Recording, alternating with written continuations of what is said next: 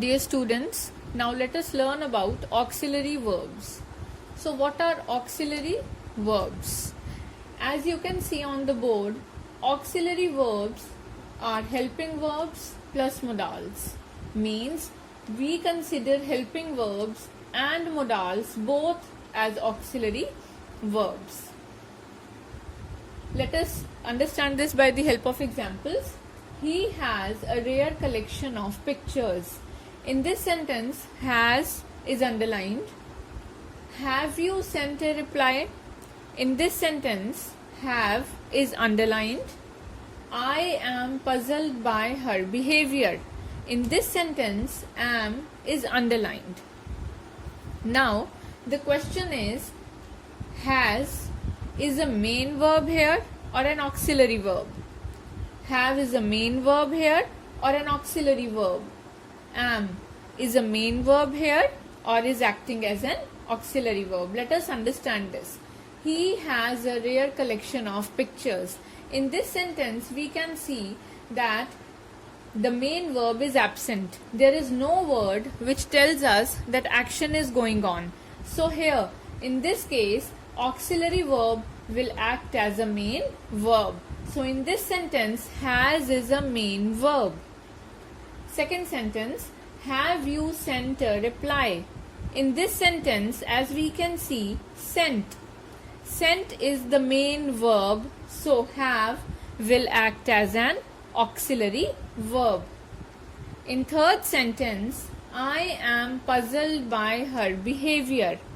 Here, puzzled is the word which is the main verb. So, am will be considered as an auxiliary verb.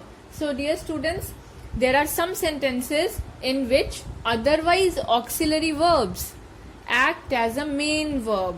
So, you do not confuse yourself in such situations.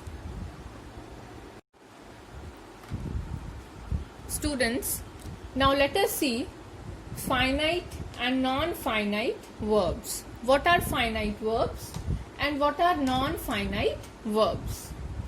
Finite verbs change with the subject and non-finite verbs do not change with the subject. This is very easy if we understand it with the help of an example. Let us see. Neeta likes to watch. I can write anything here. Neeta likes to watch, for example, say television. Now here Neeta is the subject which is singular. So likes is the verb which is plural. This is subject verb agreement. Again watch. Watch is again a verb. Here Neeta is a singular subject and likes is a plural verb. So this is fine. Same here also. They like to watch. I can say television. They like. They is the subject which is plural. So like is singular. But watch here is singular only. So with this we can understand that when your subject is singular and your verb is plural, likes is the verb in this sentence which is changing.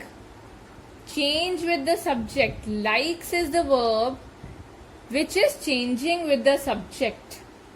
And to watch is the verb which is not changing. So here likes is a finite verb. They like to watch. Again like. See, as here Neeta was singular, likes. Verb became plural. Here subject is plural, verb became singular. Here also like has changed itself. Right? So like is a finite verb, but to watch, it was having no problem whether the subject in the sentence is singular or whether the subject in the sentence is plural. To watch remained unaffected. So here the verbs which change with the subject are called finite. Like is a finite verb in this and this sentence, whereas to watch is a non-finite verb. Now let us take one more example. Our sentence is, the lion pounced on the deer to kill it. This is a sentence of simple past tense. The lion was pouncing on the deer to kill it. This is a sentence of past continuous tense. So when it was pounced, here was to kill. And when it became pouncing, here it was to kill. So what does it mean? Pounce is the verb which is changing with the subject or with the tense of the sentence. So here pounce is a finite verb, whereas to kill was not affected by the change in the tense or change in the subject. To kill is as such, it is a non-finite verb.